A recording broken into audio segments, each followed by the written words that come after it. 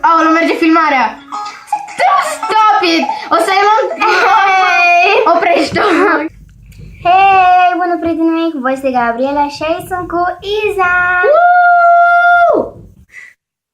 Colega mea de bancă din clasa a 5-a. Yay! Ce păcat. Da. Și astăzi o să facem Kiss Mary Kill Challenge! Deci să începem! Înainte de a începe, vreau să vă spunem că o să facem fiecare câte o rundă. Să știți că am și eu canal și o să vi-l las în descriere. Uitați să spun asta. Da, o să vi las în descriere și canalul ei. Are destul de mulți abonați. Ce? De ce să așteptați, dar nu mai așteptați pentru că nu am prea multă memorie. Deci, haideți să începem Kiss Mary Kill Challenge! Ea o să înceapă prima pentru că ea e musafirul. Haide odată. 3! Haide! Vrei să-și citesc eu? Ăsta e 1. Da, dar mea e mai mare. Haide, repede! 2 și O să revenim cu termina.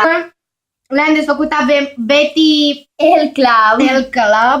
Nu mai trebuie să le arăți, fată. Bă, da, lasă-mă.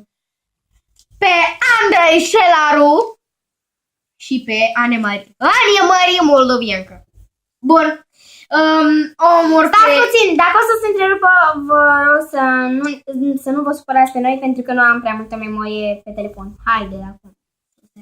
Bun, omor pe Betty El Club pentru că nu o cunosc și nici nu o voi cunoaște. O pup pe Anemarie și mă căsătoresc cu Andrei Șelaru. Acum eu, bineînțeles eu. Eu am pe Dilinca, Bianca Adam și Ana Beregoi. Mă căsătoresc cu Bianca Adam, o pup pe Dilinca și Ești o o milionară. și o omor pe Ana Beregoi. Acum era Ai omorât cancerul. Pain, ok, e bun.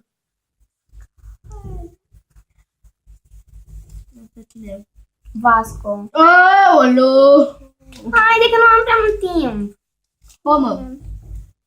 Iuliana Beregoi. Cancer. Da! Hai, dă-i drumul. I-am dat. Haide. Ok, da. Cancerul. De 2 ori la rând Îl cancer. omoară pe Iuliana Beregoi. Ăsta e greu. Îl pup pe Vasco și mă căsătoresc cu Da. Pain. Oh! Acum eu. Sunt Și ultimele 3 sunt ale mele. Haide să vedem ce mi-a picat. Pe Diana Tomescu, Vlad Munteanu și Teo. Deci, o omor pe Diana Tomescu.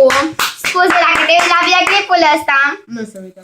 Vlad Munteanu, pe tine te pup și Teo, cu tine mă căsătoresc. Deci, dacă v-a plăcut, să nu uitați să dați un like, un share, un subscribe și Doar 3 canalul minute ei. prea puțin.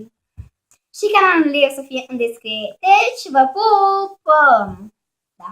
O să Deci- facem, în acest videoclip o să facem o scurtă pauză și vom mai face și Smash or Pass, adică eu voi alege câteva poze cu youtuberi și după aia... Ba, nu o să facem asta, da. o să facem am-nam. Deci, pa!